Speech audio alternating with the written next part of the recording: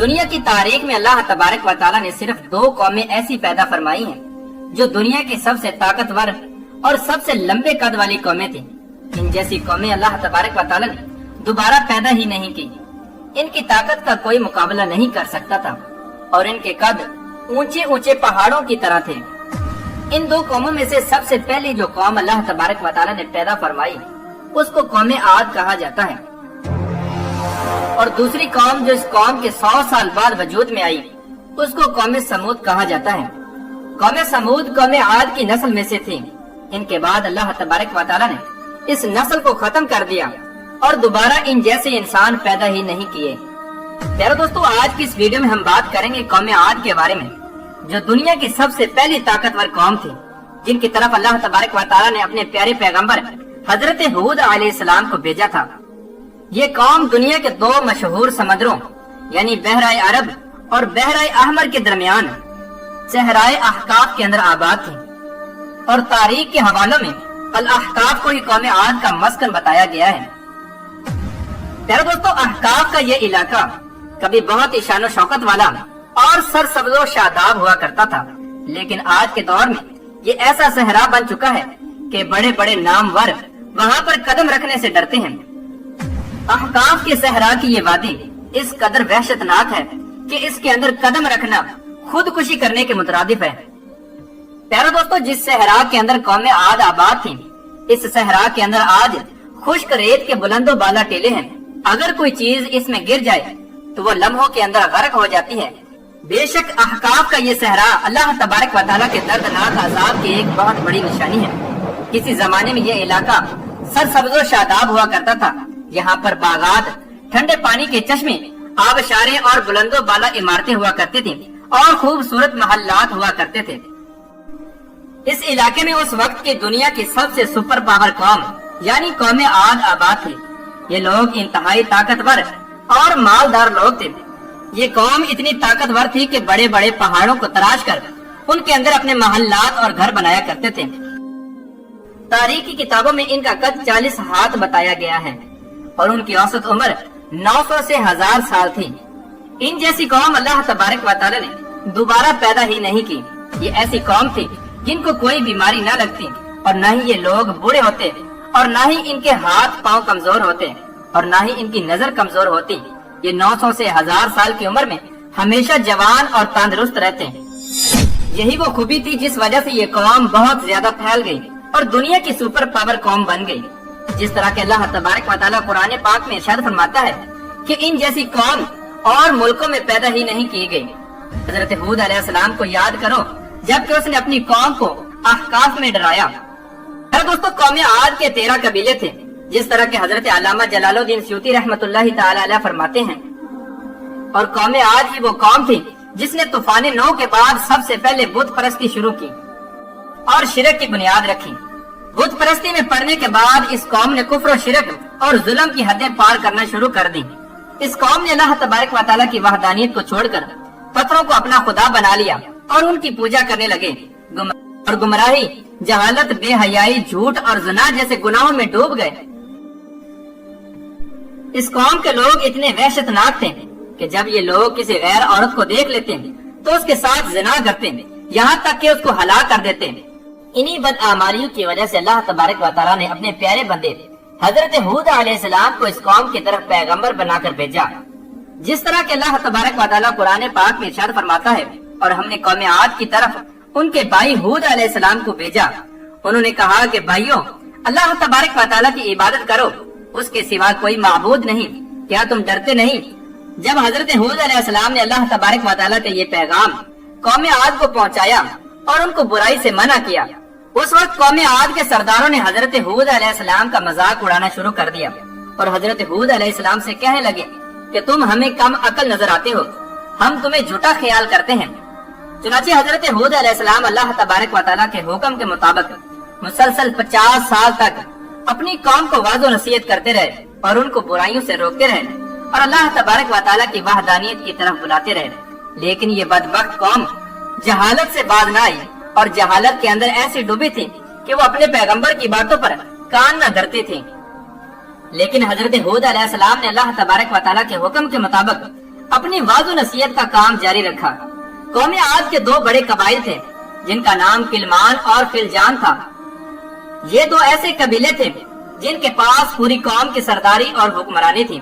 جب حضرت ہود علیہ السلام مبعوث ہوئے تو کلمان قبیلے نے حضرت ہود علیہ السلام کی مخالفت کی، لیکن قبیلہ فلجان حضرت ہود علیہ السلام کی دعوت حق پر لبیک کہتے ہوئے ایمان لے آیا، اور اس طرح حضرت ہود علیہ السلام کی طاقت میں اضافہ ہو گیا، اور جو لوگ حضرت ہود علیہ السلام کی جان کے دشمن بنے بیٹھے تھے وہ سب لوگ قبیلہ فلجان کے ایمان لانے کی وجہ سے حضرت ہود علیہ السلام سے دور ہو گئے۔ اس قبیلے کے علاوہ کوئی بھی ایسا قبیلہ نہ تھا جس نے حضرت ہود علیہ السلام کی دعوت پر ایمان لایا ہو، بلکہ وہ سب قوم حضرت ہود علیہ السلام کو جھوٹا کہتے تھے اور ان کا مذاق اڑاتے تھے، جس طرح کہ اللہ تبارک و تعالیٰ قرآن پاک میں ارشاد فرماتا ہے۔ حضرت ہود علیہ السلام نے دعا کی کہ اے میرے پروردگار، انہوں نے مجھے جھوٹا کہا ہے پر تو میری مدد فرما۔ اللہ تبارک و تعالیٰ نے اپنے نبی کی فریاد کے جواب میں ارشاد فرمایا، اے نبی علیہ السلام، یہ بہت جلد اپنے کیے پر پچھتائیں گے۔ حضرت ہود علیہ السلام کے بار بار سمجھانے کے باوجود جب یہ قوم ایمان نہ لائی اور اپنے گناہوں کے اندر اسی طرح مبتلا رہی اور بتوں کی پوجا کرتے رہے اور زناکاری کے اندر مبتلا رہے، تو اس وقت حضرت ہود علیہ السلام نے اللہ تبارک و تعالیٰ کی بارگاہ میں دعا کی کہ اللہ تبارک و تعالیٰ ان پر دردناک عذاب نازل فرمائے۔ تو اللہ تبارک و تعالیٰ نے اپنے نبی کی دعا قبول کرتے ہوئے قوم عاد پر دردناک عذاب کی ابتدا کر دی۔ چنانچہ اللہ تبارک و تعالیٰ نے بادل برسانے والے فرشتوں کو حکم دیا کہ وہ اب ان کی سرزمین پر بارش نہ برسائیں، اور چشموں کو چلانے والے فرشتوں کو حکم دیا کہ اس قوم کے ٹھنڈے میٹھے پانی کے چشموں کو اور آبشاروں کو خشک کر دیں۔ چنانچہ اللہ تبارک و تعالیٰ کے اس حکم پر عمل کرتے ہوئے دیکھتے ہی دیکھتے ان کے سرسبز و شاداب کھیت کھلیان سوکھنے لگے اور ان کے مویشی مرنے لگے، یہاں تک کہ لوگ پانی کو ترسنے لگے۔ جس قوم کے پاس اللہ تبارک و تعالیٰ کی رحمت سے کثیر تعداد میں پھل اور اناج ہوتا تھا، اب وہ قوم اناج کے لیے ترسنے لگی۔ اس طرح پوری قوم خشک سالی کا شکار ہو گئی اور بدحال اور پریشان ہو گئی۔ اللہ تبارک و تعالیٰ کے اس عذاب کا سلسلہ مسلسل 3 سال تک جاری رہا۔ حضرت ہود علیہ السلام سے اپنی قوم کی یہ پریشانی ہرگز نہ دیکھی جاتی تھی۔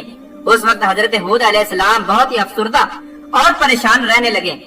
اپنی قوم کی یہ پریشانی دیکھ کر حضرت ہود علیہ السلام نے اپنی قوم کو ایک مرتبہ پھر سمجھانے کی کوشش کی، اور حضرت ہود علیہ السلام نے ارشاد فرمایا، اے میری قوم کے لوگوں، تم اپنے پالنے والے سے بخشش مانگو، اس کے آگے توبہ اور استغفار کرو، وہ تم پر آسمان سے موسلادھار بارش برسائے گا اور تمہاری طاقت کے اندر مزید اضافہ کرے گا۔ اب بھی وقت ہے اللہ تبارک و تعالیٰ کی وحدانیت پر ایمان لے آؤ، تو اللہ تبارک و تعالیٰ اس عذاب سے تمہیں نجات عطا فرما دے گا۔ اللہ تبارک و تعالیٰ کے اس عذاب کو دیکھنے کے باوجود بھی وہ قوم حضرت ہود علیہ السلام پر ایمان نہ لائی، اور وہ حضرت ہود علیہ السلام سے کہنے لگے کہ تم ہمارے پاس کون سے دلیل لائے ہو، اور ہم صرف تمہارے کہنے پر اپنے معبودوں کو نہیں چھوڑیں گے اور نہ ہی تم پر ایمان لائیں گے، بلکہ ہم تو یہ سمجھتے ہیں کہ ہمارے معبودوں میں سے کسی معبود نے تمہیں دیوانہ کر دیا ہے اور تمہاری عقل خراب کر دی ہے۔ چنانچہ ادھر حضرت ہود علیہ السلام اپنی قوم کو بار بار اللہ تبارک و تعالیٰ کی وحدانیت کی طرف بلاتے، اور یہ قوم بار بار حضرت ہود علیہ السلام کا مذاق اڑاتی اور ان کو پاگل کہتی، اور ادھر اللہ تبارک و تعالیٰ کے دردناک عذاب نے خشک سالی کی وجہ سے قوم عاد کی حالت بدتر کر دی تھی۔ چنانچہ اس قوم کے سرداروں اور دانشوروں نے اس عذاب سے نجات پانے کے لیے مختلف تدابیر پر غور کرنا شروع کر دیا۔ پہلی قوموں کے اندر یہ بات مشہور تھی کہ جب بھی کسی قوم پر کوئی مشکل وقت آتا تو وہ بیت اللہ شریف کی طرف رخ کرتے اور وہاں جا کر دعا کرتے، جس کی وجہ سے ان پر آنے والی مصیبت ٹل جاتی۔ چنانچہ قوم عاد کے سرداروں نے یہ فیصلہ کیا کہ بیت اللہ کی طرف جایا جائے۔ چنانچہ اس قوم کے بڑے سرداروں کی مشاورت کی وجہ سے 90 افراد پر مشتمل ایک وفد حجاز مقدس کی طرف روانہ ہو گیا۔ مکہ مکرمہ میں اس وقت قوم عمالقہ کی حکومت تھی اور ان کا سردار جرار بن طارق تھا۔ روایات میں آتا ہے کہ جرار بن طارق کی بیوی قوم عاد میں سے تھی، اسی لیے جیسے ہی اس قوم کا وہ وفد مکہ مکرمہ میں پہنچا تو جرار اور اس کی بیوی نے ان کی بہت خدمت کی اور شراب و شباب کے ساتھ ان کا استقبال کیا۔ حضرت امام طبری رحمت اللہ تعالی علیہ فرماتے ہیں کہ تقریباً 1 ماہ کی مدت تک وہ وفد اپنے مقصد سے غافل رہا اور رقص و سرور کی محفلوں میں مشغول رہا۔ اس دوران یہ لوگ بھول گئے कि उनके पीछे रहने वाली कौम का क्या हाल हुआ होगा और वो किस हाल में होंगे। फिर एक दिन जर्रार बिन तारिक ने अपनी बीवी के जरिए और गाना गाने वालियों के जरिए अशार में उनको याद दिलाया कि वो किस मकसद के लिए यहाँ पर आए हैं और वो अपने मकसद को भूल कर बैठे हुए हैं। उनके याद दिलाने पर जब इस वक्त को होश आया तो वो फौरन बैतुल्लाह की तरफ पहुँचे और रो रो कर अल्लाह तबारक व तआला की बारगाह में दुआ करने लगे। अभी ये वक्त दुआ के अंदर मसरूफ था कि एकदम से काले बादल छा गए और कौम आद के लोग खुश हो गए कि हमारी दुआ कबूल हो गई और बारिश होने वाली है। चुनाचे उन्होंने तैयारी की और वापस अपने इलाके की तरफ रवाना हो गए। जैसे जैसे ये वफ्द अपने इलाके की तरफ बढ़ता जाता वैसे ही बादल उनके पीछे पीछे उस इलाके की तरफ बढ़ता जाता। हजरत हूद अलैहिस्सलाम ने जब उन काले बादलों को देखा तो हजरत हूद अलैहिस्सलाम समझ गए कि अल्लाह तबारक व तआला का वादा पूरा होने वाला है और वो वक्त आ गया है कि जब इस कौम पर अल्लाह तबारक व तआला का दर्दनाक अजाब नाजिल होने वाला है। लिहाजा इस बादल को देखकर एक बार फिर हजरत हूद अलैहिस्सलाम ने अपनी कौम को समझाने की कोशिश की कि अब भी वक्त है, अल्लाह तबारक व तआला की वहदानियत पर ईमान ले आओ वरना तुम पर अल्लाह तबारक व तआला का दर्दनाक अजाब नाजिल होने वाला है। हजरत हूद अलैहिस्सलाम ने अपनी कौम से कहा कि ये बादल नहीं बल्कि अल्लाह तबारक व तआला की तरफ से भेजा हुआ अजाब है। जिस अजाब को तलब करने में तुम जल्दी कर रहे थे ये हवा का तूफान है जिसमें दर्दनाक अजाब चला आ रहा है जो अपने रब के हुक्म से हर चीज को तबाह कर डालेगा। चुनाचे हजरत हूद अलैहिस्सलाम की ये बात सुनने के बावजूद और इस दर्दनाक बादलों को देखने के बावजूद भी वो कौम हजरत हूद अलैहिस्सलाम की बात पर ईमान न लाई और उसी तरह अपनी नाफरमानी पर डटी रही। आखिरी बार समझाने के बावजूद भी जब कौम आद ने तौबा न की तो हजरत हूद अलैहिस्सलाम अपने साथियों समेत वहाँ से निकल गए और खतीरा नामी बस्ती की तरफ हिजरत कर गए जहाँ पर अल्लाह तबारक व तआला ने उन सब को महफूज रखा। जैसे ही हजरत हूद अलैहिस्सलाम ने उस बस्ती से बाहर कदम रखा तो अल्लाह तबारक व तआला की तरफ से भेजे गए वो बादल मजीद काले हो गए और तूफान शुरू हो गया। इस तूफान के अंदर अल्लाह तबारक व तआला की तरफ से भेजी गई इतनी तेज और दर्दनाक हवा थी जिसने इस कौम के बड़े बड़े लोगों को चोटियों की तरह उठा उठा कर पटकना शुरू कर दिया और इस कौम के नाफरमान लोग मरना शुरू हो गए। अल्लाह तबारक व तआला का ये दर्दनाक अजाब 7 रातों और 8 दिनों तक मुसलसल जारी रहा। अल्लाह तबारक व तआला के इस दर्दनाक तूफान ने कौम आद के नाफरमानों में से किसी को न छोड़ा। इनके बड़े बड़े घर, महल्लात और किले सब के सब फना कर दिए, यहाँ तक कि आफ्ताब का सारा इलाका एक सहरा के अंदर तब्दील हो गया और हर तरफ चटील मैदान और रेगिस्तान ही रेगिस्तान बाकी रह गया। इस तरह अल्लाह तबारक व तआला ने इस कौम पर अपना दर्दनाक अजाब नाजिल फरमाया और दुनिया की सबसे ताकतवर कौम आद को सफाए हस्ती से मिटा दिया।